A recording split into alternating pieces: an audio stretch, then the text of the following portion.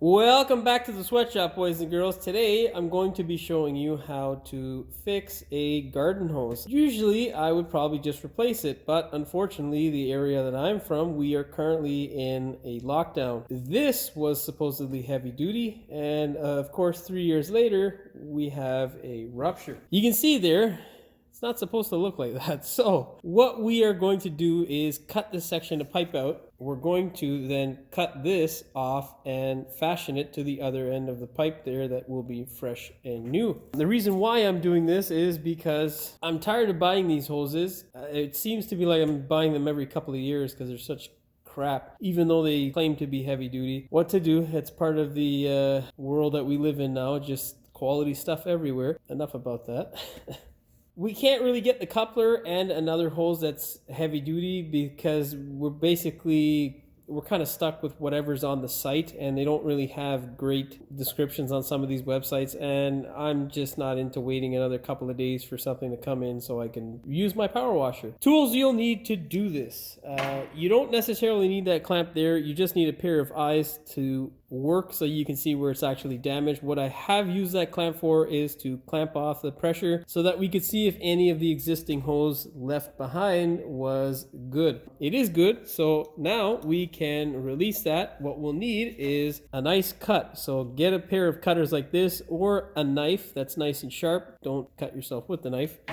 And then you'll need a cutter to cut the actual brass portion of the neck that connects to whatever appliance you're going to be using, either a sprayer or a power washer or whatever. And then you'll need a clamp and a flathead screwdriver. It's a really simple process and something that'll save you quite a bit of time and money. Luckily for me, the rest of the hose is in good shape, so we can reuse it. And I don't need the full length, so great. First step's going to be to cut the hose off and get a bucket so whatever water comes out of it doesn't spill. Or if you're lucky enough like me, let it out the back door. Once you have cut your piece of hose off that is no good, kind of second guessing using this. I mean, look at this. It's so cheap and chintzy.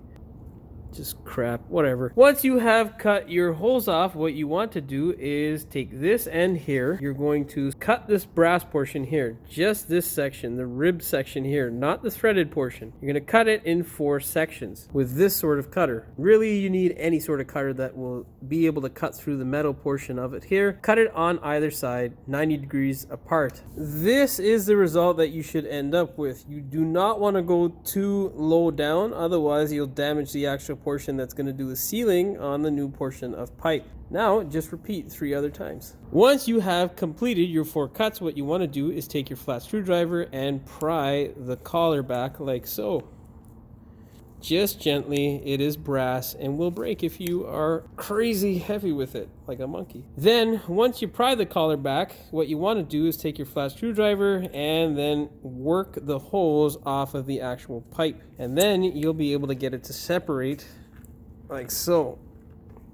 Just work it back and forth until it actually pops off and you're left with just the collar. You should end up with a separation like this. Now what you're going to have to do is clean up the ends on the other side of the hose. You can see here there is a perfectly round hose, but throughout the other side there is this little tab here. So we're gonna cut that off either with a blade or grind it down just a bit, and we're gonna get rid of it somehow.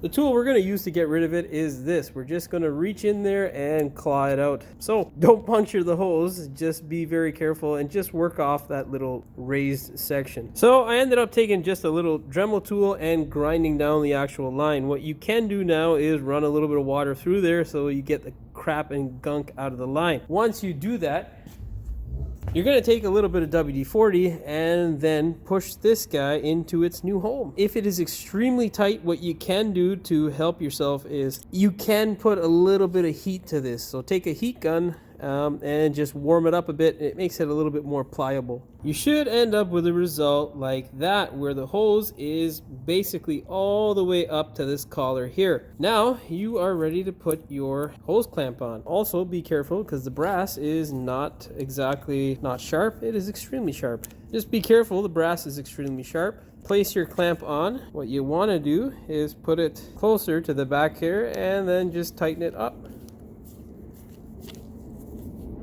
Also, don't stab yourself with the screwdriver like I did twice. just there on camera. That makes me look extra smart.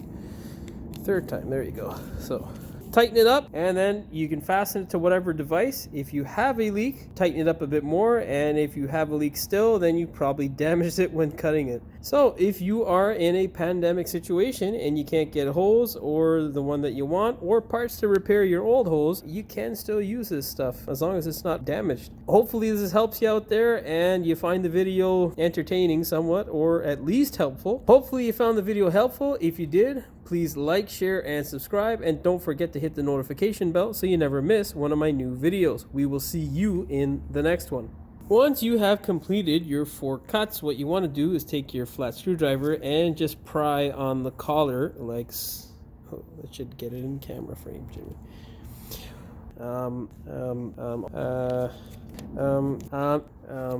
If it does, please consider subscribing to help me out, and don't forget to hit that like, share, and subscribe button.